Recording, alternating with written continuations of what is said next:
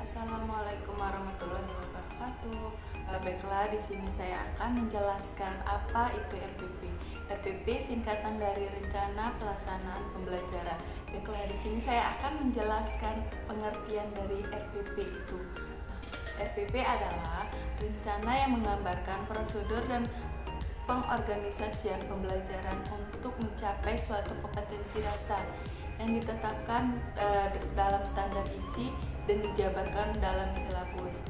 Menurut Peraturan Menteri Pendidikan Nasional Nomor 41 Tahun 2007, komponen RPP adalah identitas mata pelajaran, standar kompetensi, kompetensi dasar, indikator pencapaian kompetensi, tujuan pembelajaran, materi ajar, alokasi waktu, metode pembelajaran, kegiatan pembelajaran, penilaian hasil belajar dan sumber belajar. Tujuan dan fungsi RPP. Tujuan yang pertama, mempermudah, memperlancar, dan meningkatkan hasil proses belajar mengajar. Yang kedua, ada menyusun rencana pembelajaran secara profesional, sistematis, dan berdaya guna. Fungsi dari RPP itu Fungsi RPP itu tersendiri ialah sebagai acuan bagi seorang guru untuk melaksanakan kegiatan belajar mengajar agar lebih terarah dan berjalan secara efektif dan efisien. Unsur-unsur yang perlu diperhatikan dalam penyusunan RPP. Yang pertama, mengacu pada kompetensi dan kemampuan dasar yang harus dikuasai siswa. Yang kedua, menggunakan pendekatan yang sesuai dengan materi. Yang ketiga, menggunakan metode dan media yang sesuai. Yang keempat, penilaian dengan sistem pengujian penyeluruhan dan berkelanjutan. Dalam kegiatan pembelajaran itu ada 3 bagian. Yang pertama ada bagian pendahuluan, di mana kegiatan awal dalam proses pembelajaran yang ditujukan untuk membangkitkan motivasi siswa untuk berpartisipasi dalam proses pembelajaran.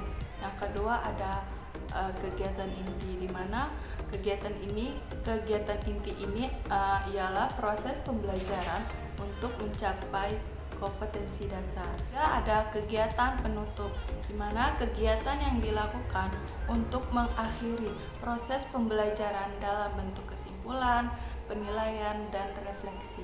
Selanjutnya ada langkah-langkah menyusun RPP. Yang pertama, menuliskan identitas mata pelajaran. Yang kedua, menuliskan standar kompetensi. Yang ketiga, menuliskan kompetensi dasar. Yang keempat, menuliskan indikator pencapaian kompetensi. Yang kelima, merumuskan tujuan pembelajaran. Yang keenam, materi ajar. Yang ketujuh, alokasi waktu. Yang kedelapan, menentukan metode pembelajaran. Yang kesembilan, penilaian hasil belajar. Yang kesepuluh, menentukan media, alat, bahan, dan sumber belajar. Menurut Trianto, secara umum dalam mengembangkan RPP harus berpedoman pada prinsip pengembangan RPP. Nah, prinsip pengembangan RPP yang pertama, kompetensi yang direncanakan dalam RPP harus jelas, konkret, dan mudah dipahami. Yang kedua, RPP harus sederhana dan fleksibel. Yang ketiga, RPP yang dikembangkan sifatnya menyeluruh, utuh, dan jelas pencapaiannya. Yang keempat, harus koordinasi dengan komponen pelaksanaan program sekolah. Sekian penjelasan RPP dari saya, semoga bermanfaat. Saya akhiri. Wassalamualaikum warahmatullahi wabarakatuh.